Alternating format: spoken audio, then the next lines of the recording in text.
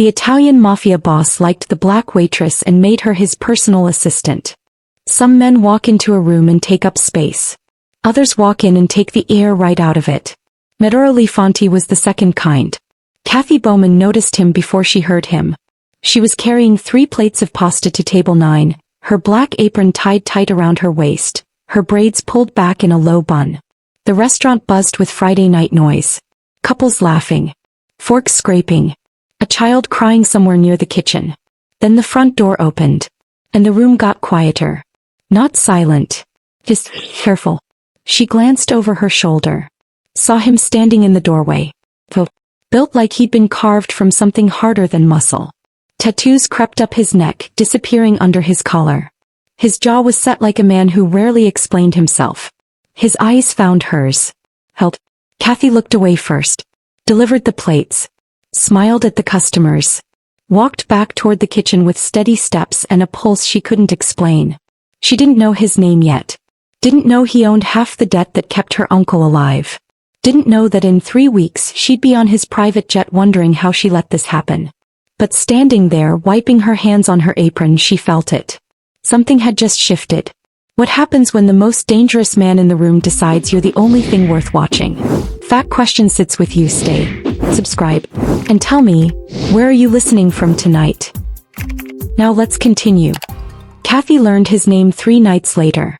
She was refilling water glasses near the back when Marco, the restaurant manager, pulled her aside. His face looked tight.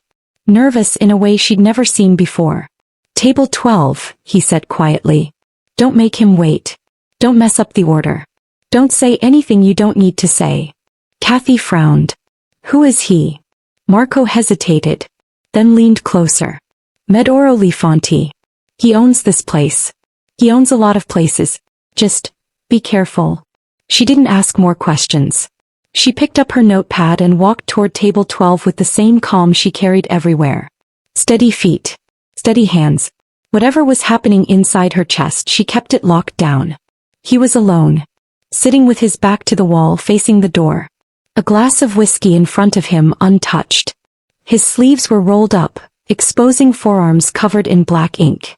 A lion. A clock with no hands. Words in Italian she couldn't read. He looked up when she approached. Those same eyes from 3 nights ago. Dark brown. Almost black in the dim light. They didn't scan her body the way other men did. He just settled. Like he was reading something she hadn't written yet. Good evening, Kathy said. Can I get you started with anything? You're new here. His voice was low. Unhurried. The accent was faint but present. Italian roots wrapped in American concrete. 6 weeks, she replied. But I've been doing this for years. He tilted his head slightly. Doing what? Serving people who think they're more important than they are. The words came out before she could stop them. She felt her stomach drop. Marco's warning echoed in her mind. Don't say anything you don't need to say. But Medoro didn't frown. Didn't glare. He smiled. Just barely. A small lift at the corner of his mouth. Like she'd said something that surprised him in a way he didn't hate. And where do I fall on that list? He asked. Kathy met his gaze. Held it longer than she should have. I haven't decided yet. He leaned back in his chair. Studied her for a moment that stretched too long. Bring me the salmon, he said finally. And whatever wine you think pairs well. I trust your judgment. She nodded once. Turned. Walked away. Her hands were steady. Her pulse was not. She didn't see him again for a week. Then he came back. Same table. Same whiskey. Same quiet intensity. This time he asked her name. Kathy, she said. Kathy Bowman. He repeated it softly. Like he was storing it somewhere. Tell me something, Kathy Bowman. Why are you working here? She could have lied.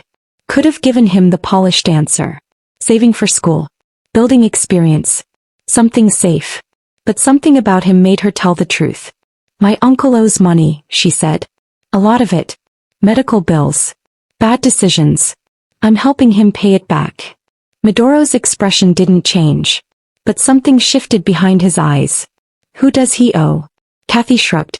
I don't know the details. Some restaurant owner. Marco set this up.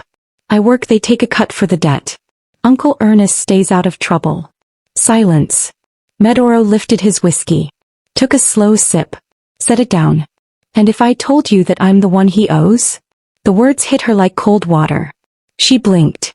Felt her composure crack for just a second before she pulled it back together. Then I'd say you already knew the answer to your question. He watched her. Waiting. Testing. She didn't look away. You're not afraid of me, he said. It wasn't a question. Being afraid doesn't help anyone, Kathy replied. It just makes you slow. Another silence. Longer this time. Then Medoro reached into his jacket. Pulled out a card. Set it on the table between them. I need a new personal assistant, he said. Someone sharp. Someone who doesn't flinch. Someone who can keep up. Kathy stared at the card. His name. A phone number. Nothing else. I'm a waitress. You're wasted here. He stood. Adjusted his cuffs. Looked down at her with an expression she couldn't name. Think about it. Call that number by Friday. If you don't, I'll assume you're not interested. He walked past her. Close enough that she caught his scent. Cedar. Smoke. Something darker underneath. Then he was gone. Kathy stood there for a full minute. The card in her hand. Her uncle's face in her mind. Every instinct telling her to throw it away. She put it in her pocket instead. She called on Thursday. Not because she wanted to. Because Uncle Ernest had a coughing fit that lasted 20 minutes and the medicine he needed cost more than she made in 2 weeks. Medoro answered on the second ring. I was wondering if you'd wait until the last minute, he said. No greeting. No surprise. I'm not saying yes, Kathy replied. I'm saying I want to know what this actually is. Dinner. Tomorrow. 8 o'clock. I'll send a car. I can drive myself. I know you can. But you won't. The line went dead. Kathy stared at her phone. Felt that familiar pull between irritation and something else she didn't want to name. The car arrived at 7:45. Black sedan. Tinted windows. A driver who opened the door without saying a word. Kathy had spent an hour deciding what to wear. Not because she wanted to impress him. Because she refused to show up looking like she was trying to impress him. She settled on a simple black dress. Fitted but not tight. Gold earrings her mother left her. Heels she could actually walk in. When she slid into the back seat, she found a single white rose on the leather. No note. No explanation. She left it there. The restaurant wasn't a restaurant. It was a private dining room on the top floor of a building she didn't recognize. Floor-to-ceiling windows overlooking the city. A single table set for 2. Candles. White tablecloth. A view that probably cost more than her apartment. Medoro stood by the window. His back to her. Hands clasped behind him. He was wearing a charcoal suit. No tie. The top button of his shirt undone. When he turned, she saw the tattoos peeking above his collar. A reminder of what he was beneath the expensive fabric. You came, he said. You didn't give me much choice. There's always a choice, Kathy. He pulled out her chair. Waited. She sat. Kept her posture straight. Her hands in her lap. He took the seat across from her. Poured wine without asking. Red. Dark as blood in the candlelight. Tell me about your uncle, he said. Kathy tensed. Why? Because I want to understand why you're here. She considered lying. Deflecting. Changing the subject. But she remembered what she told herself in the car. No games. No pretending. Just the truth and whatever came after. His name is Ernest, she said. He raced me after my parents died. Car accident when I was 11. He was a mechanic. Good with his hands. Bad with money. She paused. Took a breath. He got sick 3 years ago. Lungs. The treatments were expensive. Insurance didn't cover half of it. He took out loans. Made deals with people he shouldn't have trusted. People like me, Medoro said quietly. People like you. He didn't apologize. Didn't defend himself. Just listened. By the time I found out, he was in too deep. So I dropped out of college. Moved back home. Started working. Anything I could find. The restaurant gig came through a friend of a friend. I didn't know you were connected until you told me. Medoro swirled his wine slowly. His eyes never left her face. What were you studying? Business administration. Minor in finance. His eyebrow lifted slightly. You were going to be a businesswoman. I was going to be whatever got me out. She met his gaze. Steady. Unflinching. Now I'm just trying to keep someone I love alive. The silence between them stretched. Not uncomfortable. Heavy with something unspoken. Finally Medoro leaned forward. His forearms rested on the table. His voice dropped lower. I'm going to make you an offer. And I want you to listen before you react. Kathy waited. Come work for me. As my personal assistant. You'll travel with me. Manage my schedule. Sit in on meetings. Handle things that require discretion and intelligence. And in exchange? Your uncle's debt disappears. Tonight. All of it. Her heart stuttered. She kept her face still. That's a lot of money to erase for an assistant. I'm not paying for an assistant. His eyes locked onto hers. Dark. Intense. Honest in a way that made her uncomfortable. I'm paying for you. The words hung in the air. Kathy's throat tightened. She felt the weight of what he was saying. The implication beneath the surface. I'm not for sale, she said quietly. I know. Then what is this?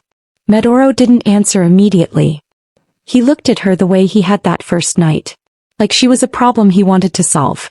A question he couldn't stop asking. I don't know yet, he admitted. But I want to find out. Something in his voice cracked through her defenses. The honesty. The uncertainty. From a man who looked like he'd never been uncertain about anything in his life. He should have said no. She should have walked out. Instead she picked up her wine. Took a slow sip. Set it down. If I do this, she said carefully, I work for you. That's it. No other expectations. No assumptions. The moment you forget that, I'm gone. Debt or no debt. Medoro studied her. A long-waited moment. Then he nodded once. Agreed. He extended his hand across the table. Kathy hesitated. Looked at his palm. The calluses. The scars. The power contained in that simple gesture. He took it. His grip was warm. Firm. He held her hand a beat longer than necessary. His thumb brushed across her knuckles so lightly she almost convinced herself she imagined it. Almost. Welcome to my world, Kathy Bowman, he said softly. Try not to let it change you. She pulled her hand back. Kept her expression neutral. But her pulse was racing. And somewhere deep in her chest she felt the first crack in a wall she'd spent years building. The first month changed everything. Kathy moved into a guest suite in Medoro's penthouse. Temporary, he said. Until she found her own place. But the weeks passed and neither of them mentioned it again. She told herself it was practical. The hours were unpredictable. The work was constant. Living close made sense. But every morning when she walked into the kitchen and found him already there, coffee in hand, eyes lifting to meet hers before anything else, she knew practical had nothing to do with it. Her days became his days. She sat in on meetings with men who looked at her like she didn't belong. Medoro never acknowledged their glances. He simply directed every important question to her. Kathy, what do you think of the proposal? Kathy, does this timeline make sense? Kathy, tell them what you told me last night. At first she thought he was testing her. Putting her on display to see if she'd crack. He didn't. She analyzed contracts. Spotted inconsistencies. Questioned numbers that didn't add up. She spoke clearly without apology and watched the room shift around her. The men stopped looking at her like she didn't belong. They started looking at her like they were afraid she did. One evening, after a particularly long negotiation, Medoro loosened his tie and leaned back in his office chair. You cost me $300,000 today. Kathy looked up from her laptop. Excuse me. The Valentino deal. You told me to walk away. Because they were inflating the property value by 40%. The numbers were manipulated. You would have lost twice that in 2 years. He stared at her. That same heavy gaze she still hadn't gotten used to. I know, he said quietly. That's why I listened. She held his stare. Felt the warmth creeping up her neck. Then why bring it up? Because no one else would have caught it. He stood slowly. Walked toward her. Stopped close enough that she could smell cedar and smoke. Because you're not just smart, Kathy. You're smarter than everyone in every room I put you in. Her breath caught. She kept her voice steady. Is that a compliment or a concern? Both. He reached out. Tucked a loose braid behind her ear. His fingertips grazed her cheek so lightly it felt like a question. She didn't pull away. You should be careful, he murmured. Men like me don't know how to want things gently. Maybe I'm not looking for gentle. The words escaped before she could catch them. His jaw tightened. His hand lingered near her face. She saw the war behind his eyes. The restraint costing him something. Then he stepped back. Get some sleep, he said. We leave for Milan in the morning. He walked out of the office. Kathy released a breath she didn't know she was holding. The trip to Milan was the first of many. They flew on his private jet. White leather seats. Polished wood accents. A bedroom in the back she pretended not to notice. She sat across from him with her laptop open, reviewing the itinerary. He sat with a glass of scotch watching her work. You never stop, he observed. Neither do you. I don't have a choice. This is my life. She looked up. And what's my excuse? You're trying to prove something. To who? To yourself.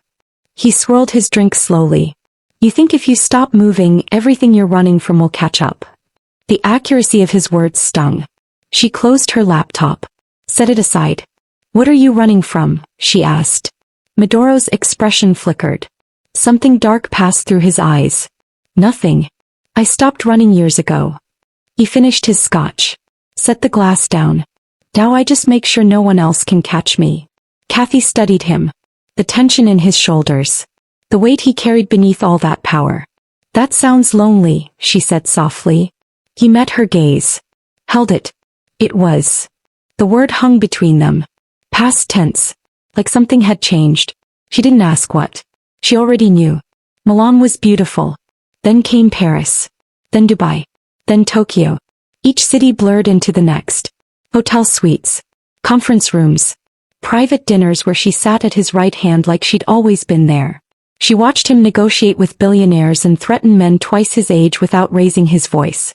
She watched him donate anonymously to a children's hospital in Rome and pretend it never happened. She watched him notice when her coffee order was wrong and fix it without being asked. And slowly, dangerously, she stopped pretending she didn't feel it. It happened in London.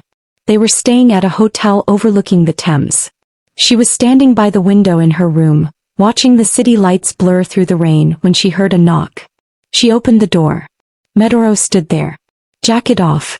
Sleeves rolled up. Something raw in his expression she'd never seen before. I need to tell you something, he said. She stepped aside. Let him in. Closed the door.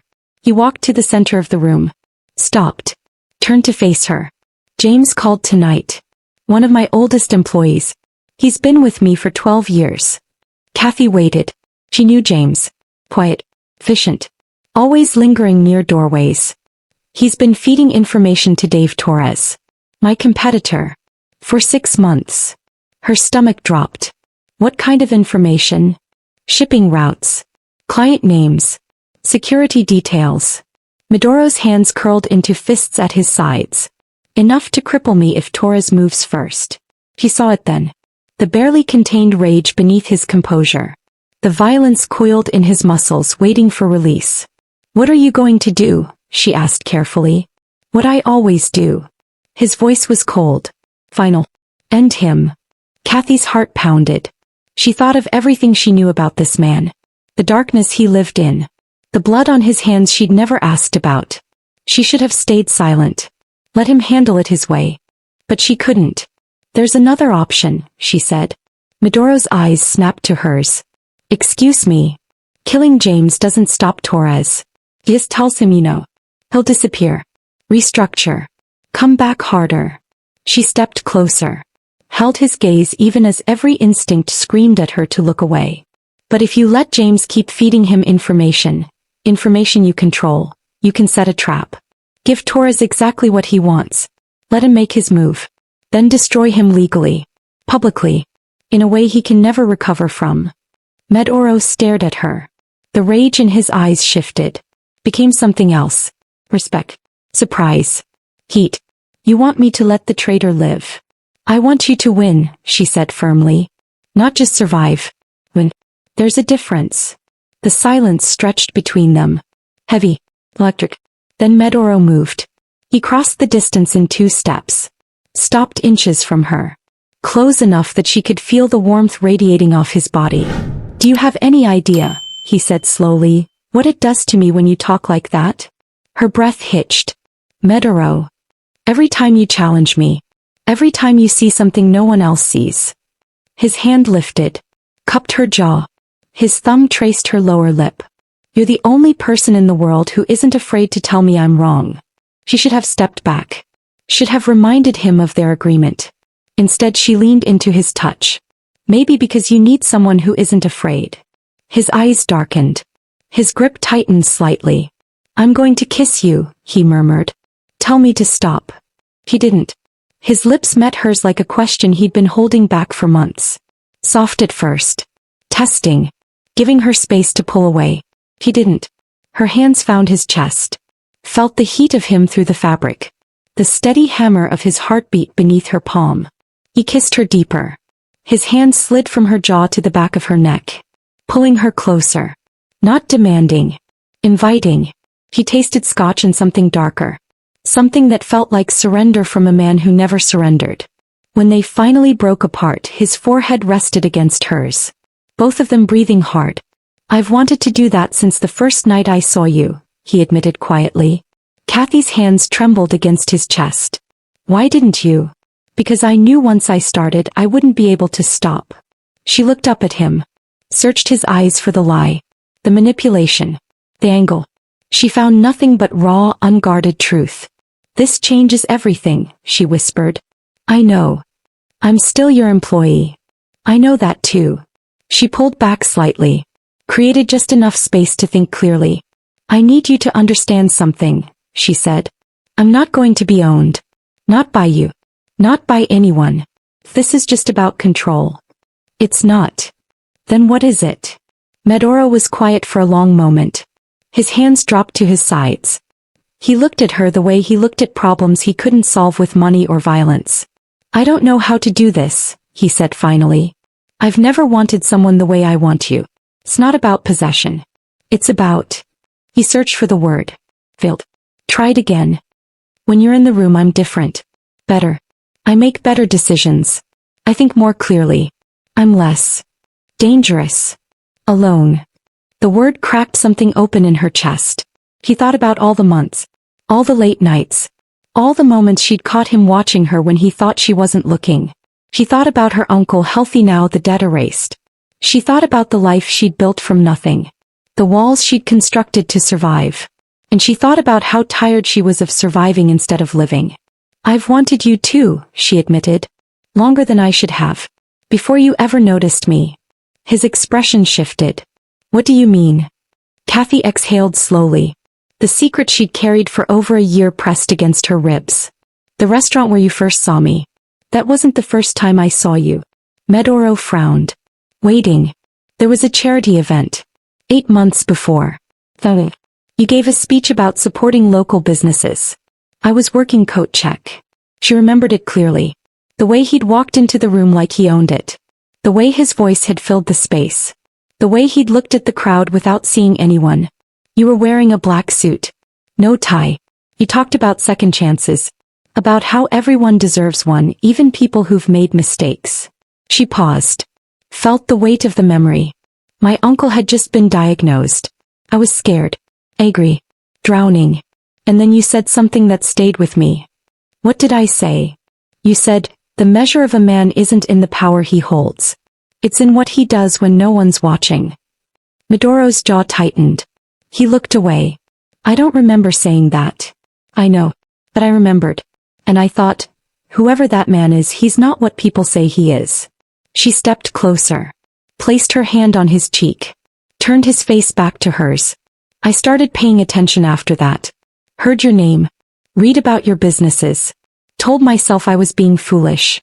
That you'd never even look at someone like me. Someone like you?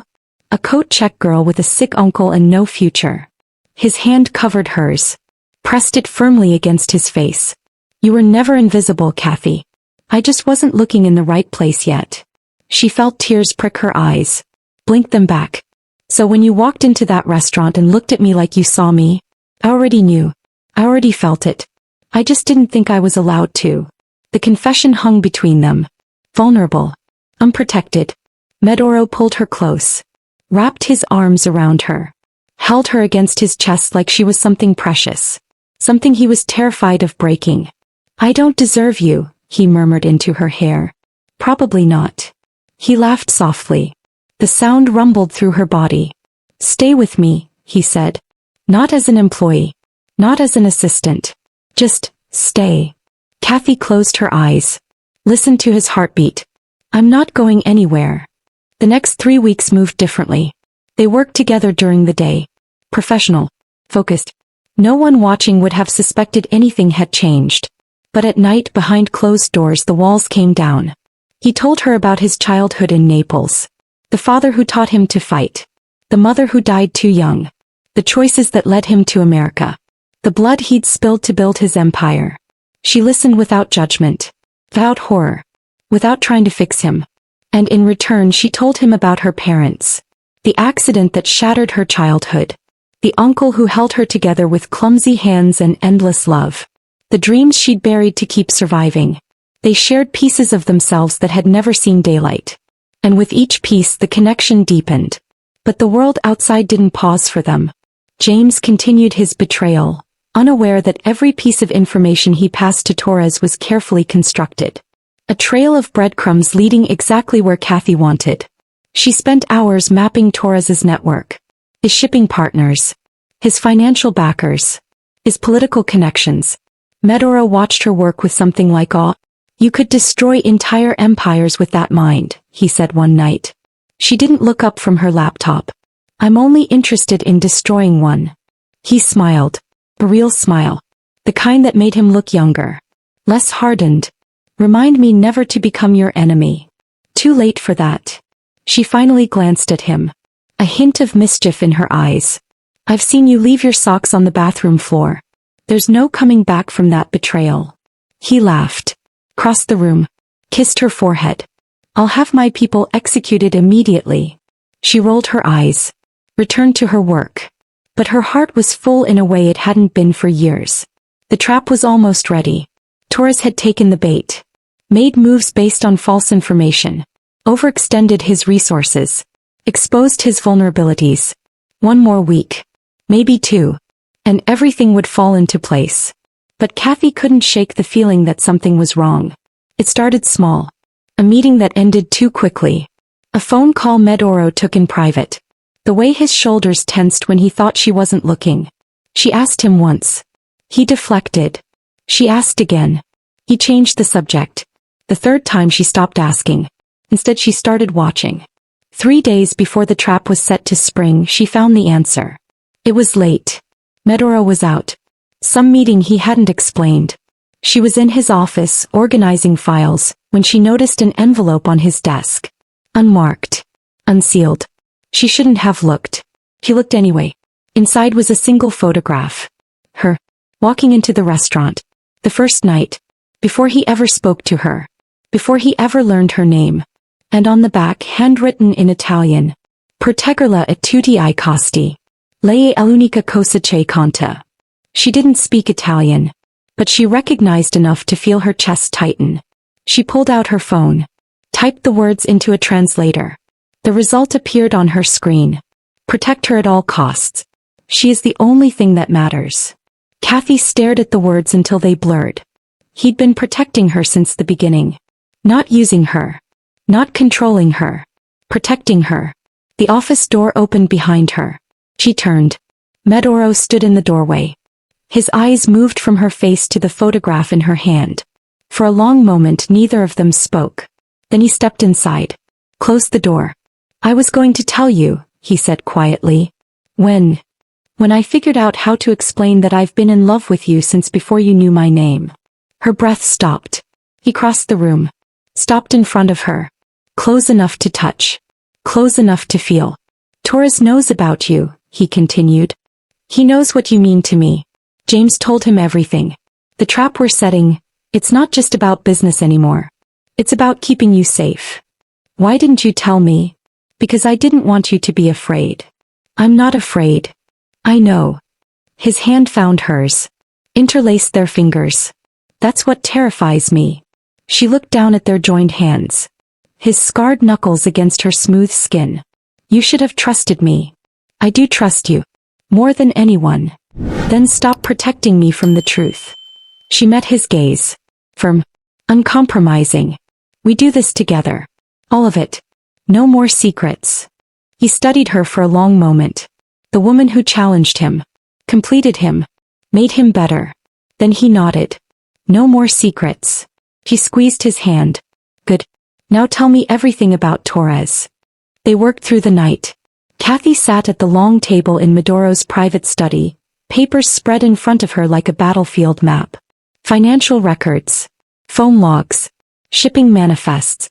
Every piece of intelligence they'd gathered over the past months.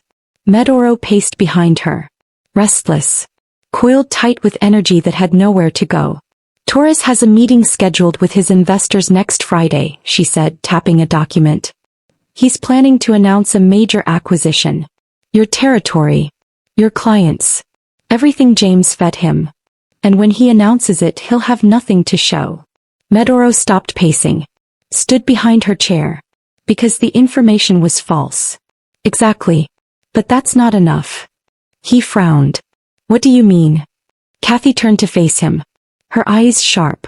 Focused. Embarrassment won't stop him. It'll make him angrier. More reckless. He'll come after you harder. After us. She watched his jaw tighten at the word, us.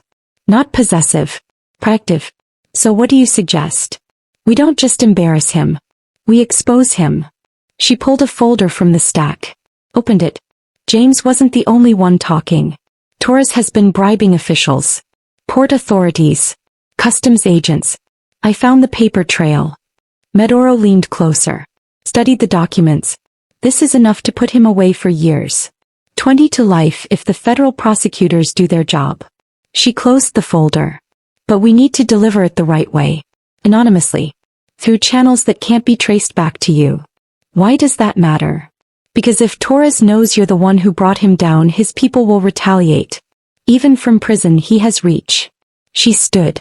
Faced him fully. This has to look like it came from inside his own organization. A leak. Someone who got scared and flipped. Medoro studied her. The way her mind worked. The precision of her thinking. You've already figured out how to do this. It wasn't a question. James, she said simply. He doesn't know we're onto him. He thinks he's still playing both sides. We feed him one more piece of information. Something that makes him look like the leak. Torres's people will assume he turned. And James. He'll be arrested along with everyone else. The evidence against Torres includes communications with James.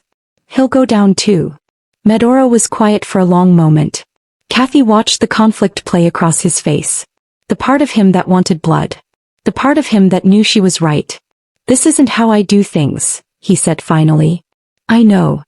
I've built everything on a simple principle. Betray me and you don't survive to do it again.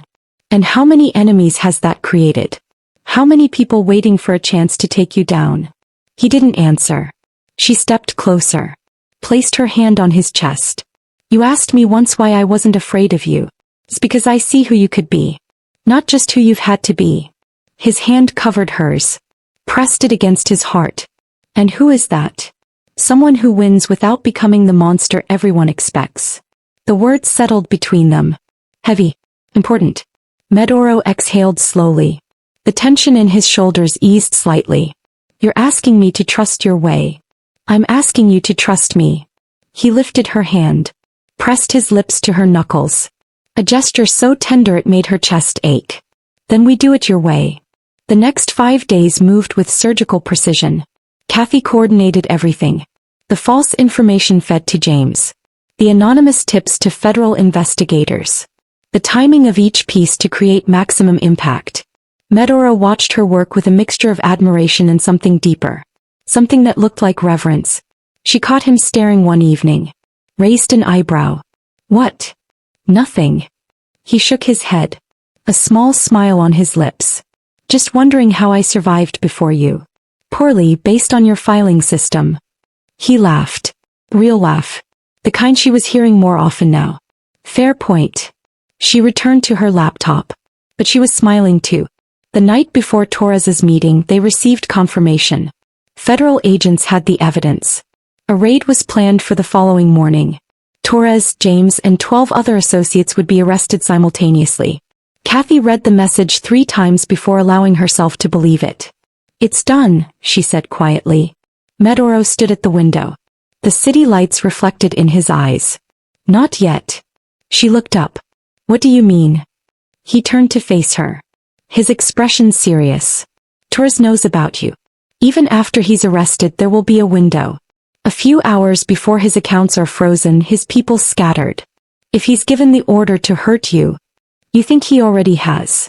I think we need to be prepared." Kathy felt a chill run down her spine. Not fear. Awareness. "What do you want to do?" "I've arranged for your uncle to be moved. A private facility upstate. Better care. Better security. He'll be safe there." She blinked. "You did that without telling me." "I was going to tell you tonight." He crossed the room. Stopped in front of her. "I'm not trying to control your life, Kathy. I'm trying to protect the people you love." The frustration that flared in her chest faded as quickly as it appeared. Because she saw it in his eyes. The genuine concern. The desperate need to keep her safe. "Okay," she said softly. "But next time tell me first." "Agreed." She nodded. Took a breath. "What about me? Am I being moved too?" "No." His hand found her cheek. Cupped it gently. "You're staying with me. Whatever happens tomorrow, we face it together." She leaned into his touch. Felt the warmth of his palm against her skin. "Together," she repeated. He leaned down. Kissed her softly. A promise sealed without words. That night neither of them slept. They lay in his bed, tangled together, talking in low voices about everything and nothing. She told him about her mother's laugh. The way it filled every room. He told her about the first time he held a gun. The way his hands shook. She told him about her dreams of traveling the world. How she never thought she'd actually do it. He told her she could go anywhere. Do anything. And he'd follow. They traded secrets until the sky began to lighten.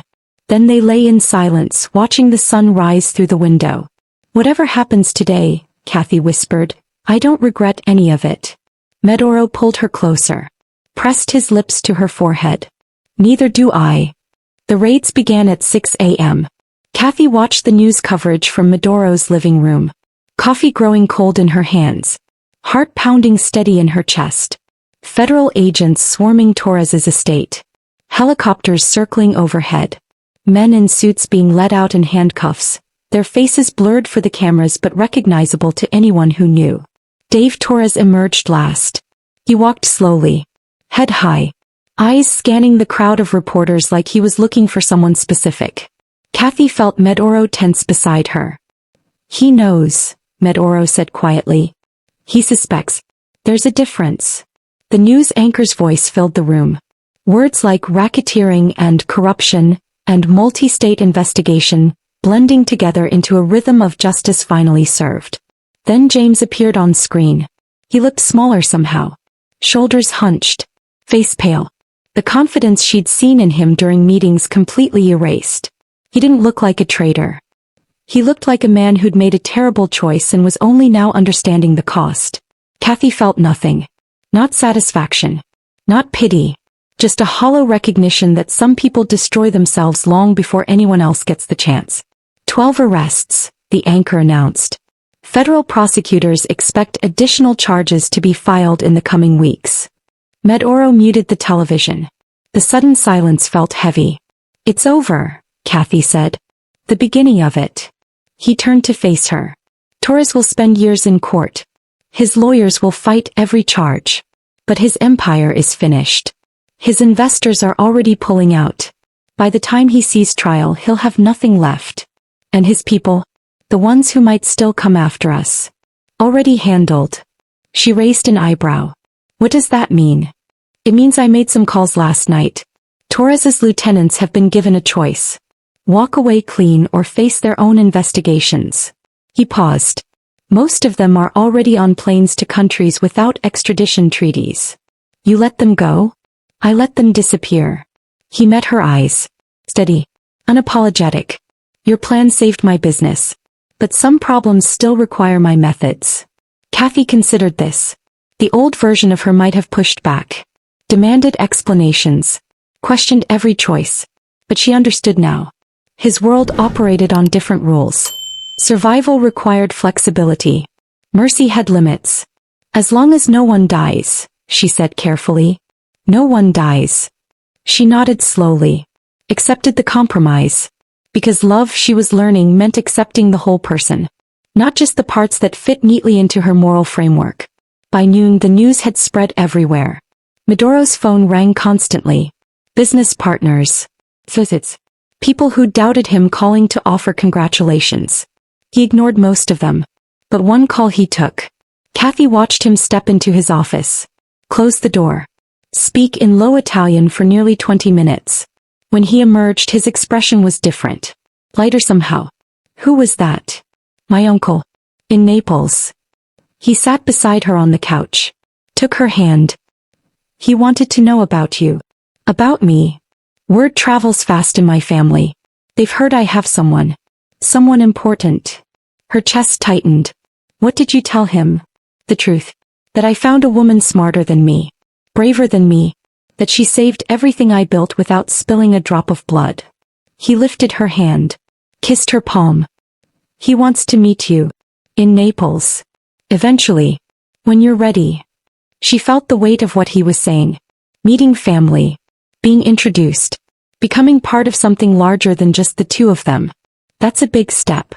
I know. Are you sure you want that? He looked at her. Really looked. The way he had that first night in the restaurant when everything between them was still unwritten. I've never been more sure of anything. She felt tears prick her eyes. Blinked them back. Okay. Okay. I'll meet your uncle. But you have to meet mine first. Medoro smiled. That rare, genuine smile that transformed his entire face. Deal. They visited Uncle Ernest that afternoon. The private facility was beautiful. Green lawns. Clean rooms. Nurses who smiled like they meant it. Ernest was sitting in a wheelchair by the window when they arrived. Thinner than Kathy remembered. But his eyes still held that familiar spark. Katie girl, he said, using the nickname only he was allowed to use. Look at you. All fancy now. She knelt beside him. Took his weathered hands in hers. How are you feeling? Better than I deserve. He looked past her at Medoro, who stood near the door. This the man responsible for moving me to this palace? Uncle Ernest, this is Medoro. The two men studied each other. A silent exchange that spoke volumes. Finally, Ernest extended his hand. Come closer, son. Let me get a look at you. Medoro crossed the room. Shook the old man's hand firmly. Mr. Bowman. Ernest. Only doctors and debt collectors call me Mr. Bowman. His eyes narrowed slightly. You're the one who bought my debt. Yes, sir. And now you're with my niece. Yes, sir. Ernest was quiet for a long moment. Kathy held her breath. Then the old man laughed. A wheezing, joyful sound. Well, I'll be damned. She's got better taste than I thought. Kathy released her breath. Uncle. What? I'm old, not blind. The man looks at you like you hung the moon. Ernest squeezed her hand. That's all I ever wanted for you, Katie girl. Someone who sees what you're worth. She felt a tear slip down her cheek. Didn't bother wiping it away. He does. Good. Ernest looked back at Medoro. His expression sobered slightly. You hurt her, they'll never find the body. Wheelchair or not, I know people. Medoro smiled. A genuine smile. I don't doubt it, sir. Ernest. Ernest. The old man nodded approvingly. Then waved his hand. Now get out of here, both of you. Let an old man enjoy his fancy room in peace. Kathy kissed his forehead. Promised to visit again soon. As they walked out, Ernest called after them. Katie. She turned. Your mama would have liked him. Her heart cracked open. In the best way. I know, uncle. I know. They drove back to the city in comfortable silence. The afternoon light filtered through the windows. Golden. Warm. Kathy rested her head against the seat. Watched the scenery blur past. Thank you, she said quietly. For what? For everything. The facility. Meeting him. Being patient with his threats. Medoro's hand found hers on the console between them. Interlaced their fingers. He loves you. That's not something to be patient with. That's something to respect. She looked at him. The profile she'd memorized over countless meetings and flights and late nights. You're different than I expected. Different how? When I first heard about you, I imagined a monster. Someone cold. Ruthless. Beyond reaching. He squeezed his hand. But you're not that. You're just a man. A complicated one. But still a man. He was quiet for a moment. His thumb traced circles on her wrist. You make me want to be better than what I am. You already are. He lifted her hand. Pressed his lips to her knuckles. Only because of you. 3 weeks passed. The news coverage faded. Torres remained in custody awaiting trial. James had taken a plea deal, trading testimony for a reduced sentence. The empire that had threatened everything Medoro built was crumbling into courtroom transcripts and legal filings. Life settled into something that almost felt normal. Almost. Kathy still worked beside him. Still sat in meetings. Still challenged his decisions when she thought he was wrong. But now there were quiet mornings in the kitchen. Coffee shared without words. His hand finding the small of her back when they walked through doors. Small intimacies that rewrote everything she thought she knew about her life. One evening Medoro came home with a folder. Kathy was curled on the couch, reviewing next quarter's projections on her laptop. She looked up when he entered. Noticed the tension in his shoulders. What's wrong? He didn't answer immediately. Just sat beside her. Set the folder on the coffee table. I need to show you something. She closed her laptop. Gave him her full attention. He opened the folder. Inside were documents. Legal papers. Financial statements. I've been restructuring the business, he said. Moving away from certain operations. The kind you wouldn't approve of. She scanned the papers. Real estate holdings. Import companies. A hospitality group. All legitimate. All clean. You're going legal. Mostly. He met her eyes. Honest as always. Some things can't be untangled overnight. But I've started the process. It'll take years. But eventually everything will be above board. Her chest tightened. Why? Because you asked me who I could be. And I've been thinking about that question ever since. She set the papers down. Took his face in her hands. I never asked you to change. I know. That's why I want to. He kissed her softly. A brush of lips that promised more. I'm not doing this just for you, he continued. I'm doing it because I'm tired. Tired of looking over my shoulder. Tired of being the man everyone fears but no one trusts. And what do you want instead? A life. A real one. His hands covered hers. Pulled them from his face. Held them between them. With you. If you'll have me. Kathy felt the words land somewhere deep in her chest. That sounds like a proposal. It's not. Not yet. A small smile crossed his lips. When I propose you'll know. She laughed softly. Leaned forward. Rested her forehead against his. I'll hold you to that. I'm counting on it. 2 days later they flew to Naples. The private jet felt different this time. Not a workspace. Not a meeting room in the sky. Something more intimate. Kathy sat by the window watching clouds drift beneath them. Medoro sat across from her, a book open in his lap that he hadn't turned a page of in 20 minutes. Nervous? She asked. Should I be? You're taking me to meet your family. In another country. To a home I've never seen. She raised an eyebrow. Yes. You should be. He smiled. Set the book aside. My family is traditional. Loud. Opinionated. They'll ask you 1,000 questions and judge every answer. Sounds like Thanksgiving with Uncle Ernest. Worse. There's no escape. We're staying for a week. She laughed. But beneath the humor she felt the flutter of anxiety she'd been suppressing since they boarded. His family. His history. The world that shaped him before she ever existed. This was different from business meetings. Different from strategic plans. This was personal. He seemed to sense her shift. Moved to the seat beside her. Took her hand. They'll love you. You don't know that. I do. His thumb traced her palm. Because I love you. And they trust my judgment.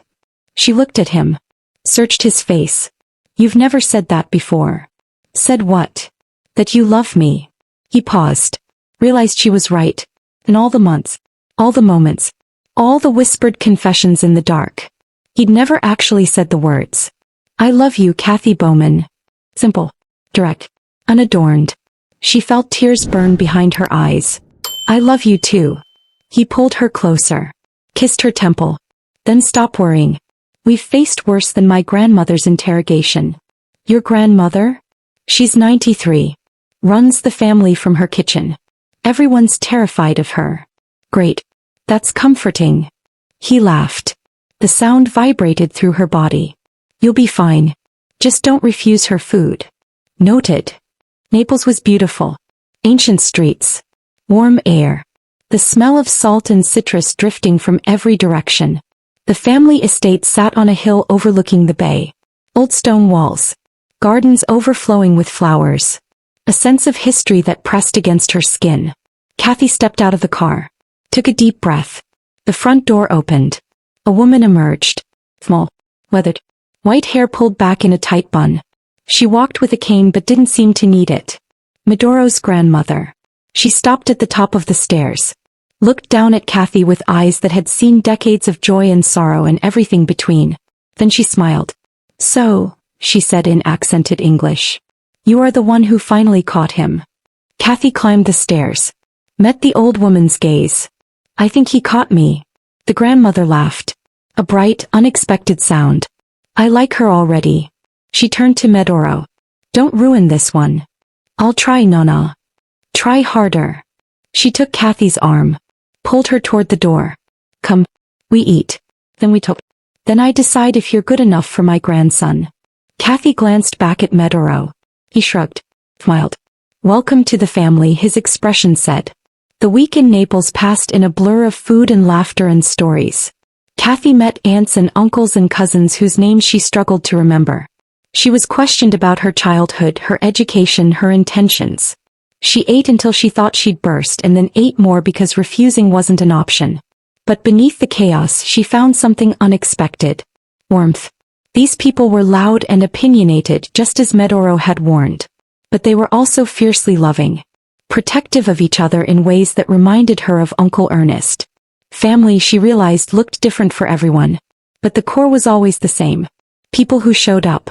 People who stayed. On the last night, Medoro's grandmother pulled her aside. They sat in the garden. The sun setting over the bay. Orange and pink bleeding into the water. You're good for him, the old woman said. He's softer now. Less angry. He was angry before? Always. Since he was a boy. So much rage inside. At the world. At himself. She patted Kathy's hand. But when he looks at you, the rage is quiet. Maybe for the first time. Kathy felt the weight of those words. I don't want to change him. You haven't changed him. You've reminded him who he was before the world hardened him. The grandmother smiled. That's not changing. That's healing. They sat in comfortable silence, watching the light fade. Take care of him, the old woman said finally. He pretends to be strong. But underneath he's just a boy who lost his mother too young and never learned how to grieve. I will. Good. She stood slowly. Leaned on her cane. Now come inside. There's more food. Kathy laughed. Followed her toward the house. At the door she looked back at the sunset one more time. Something had shifted inside her. She'd arrived in Naples as Medoro's partner. She was leaving as family. They returned to New York on a Sunday. The city felt different somehow. Sharper. More alive. Like she was seeing it clearly for the first time. Kathy stood at the window of the penthouse, watching the skyline glitter against the night. The trip to Naples had filled something inside her she didn't know was empty. Medoro came up behind her. Wrapped his arms around her waist. Rested his chin on her shoulder. You're quiet. Just thinking. About. How strange life is.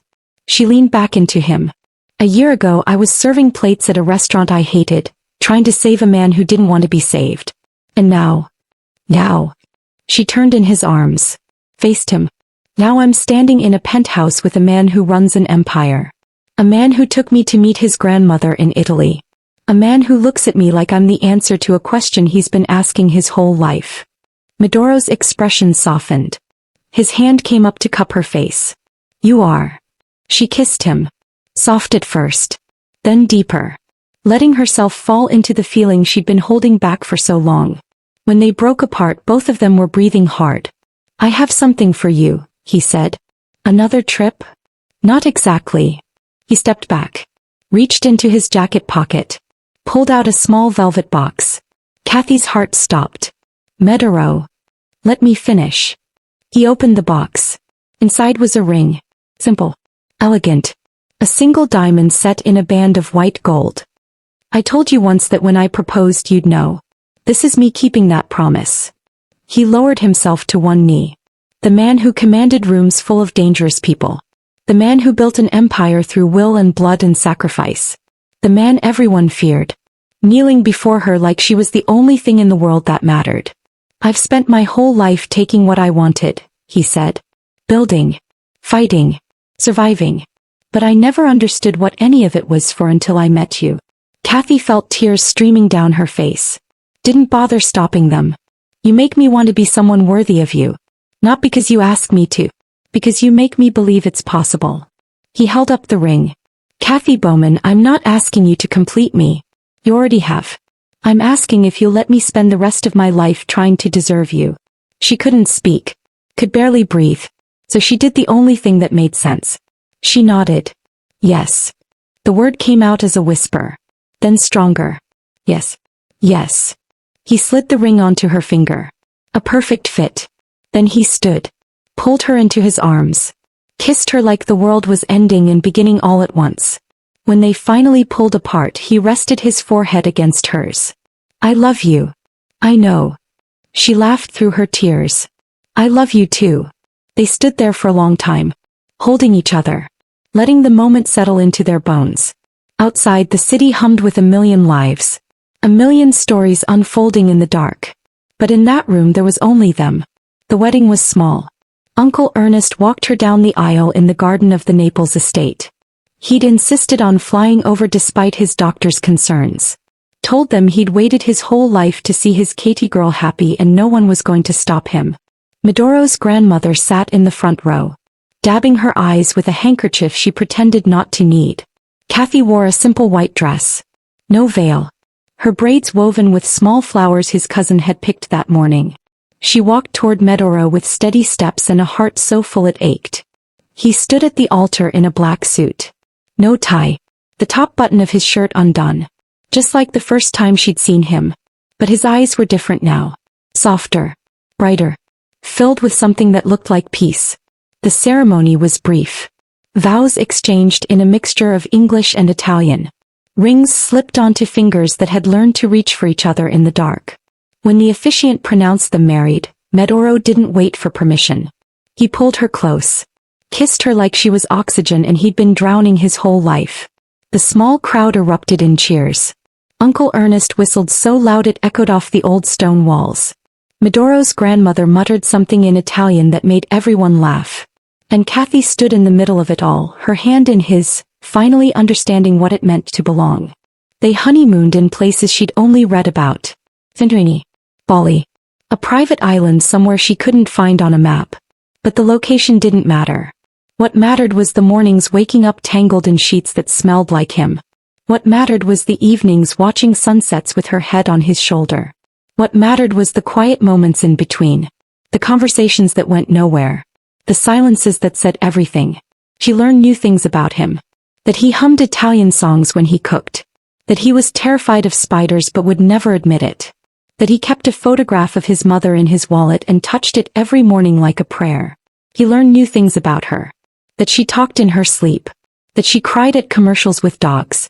That she needed exactly 17 minutes of silence after waking up before she could form complete sentences. They learned how to fight without destroying. How to apologize without keeping score. How to love without losing themselves. They returned to New York 3 weeks later. The penthouse felt like home now. Not his. Not hers. Kathy resumed her role in the business. Not as an assistant anymore. As a partner. Her name on documents. Her voice in boardrooms. Her mind shaping decisions that moved millions. Medoro continued his transition toward legitimacy. It was slow. Complicated. Some days it felt impossible. But they faced it together. Every challenge. Every setback. Every small victory. Together. One evening 6 months after the wedding, they sat on the balcony watching the city lights. Kathy had her feet in his lap. He was tracing absent patterns on her ankle. "I've been thinking," she said. "Dangerous." She kicked him lightly. He laughed. "I'm serious. I want to do something. Something that matters." "You already do. Something beyond business." She sat up. Faced him. "When I was struggling, no one helped me. I figured it out alone because I had no choice. But there are so many people who don't have the same opportunities. Women. Young people. People who just need someone to believe in them." Medoro listened. His expression thoughtful. "What are you proposing?" "A foundation. Scholarships for kids who can't afford college. Mentorship programs for women entering business. Resources for families dealing with medical debt." She paused. "I want to turn what we have into something that helps people. Not just us." He was quiet for a long moment. Then he smiled. "I married a revolutionary. Is that a yes?" "It's a yes." He pulled her into his lap. Kissed her forehead. "Whatever you want to build, I'll help you build it." She wrapped her arms around his neck. "I love you. I love you more." "Not possible. We'll argue about it forever." "Promise." "Promise." And that's the thing about stories like this. They don't end with a perfect moment. They end with a promise. Promise to keep showing up. Keep trying. Keep choosing each other even when it's hard. Kathy Bowman walked into a restaurant one night, carrying plates she didn't want to carry, paying debts she didn't owe. She walked out with a man who saw her. Really saw her. Not as someone to save. Not as someone to own. As an equal. A partner. A home. Some people spend their whole lives looking for that. She found it in the last place she expected. And maybe that's the point. Love doesn't ask permission. It doesn't follow rules. It doesn't wait until you're ready. It just arrives. Unexpected. Undeniable. And if you're brave enough to let it in, it changes everything. Thanks for staying until the end. If this story stayed with you, subscribe so you don't miss the next one. And tell me in the comments, which moment hit you the hardest? The first meeting? The kiss on the jet? The proposal? I want to hear from you. And wherever you're watching from tonight, thanks for being here. Until next time.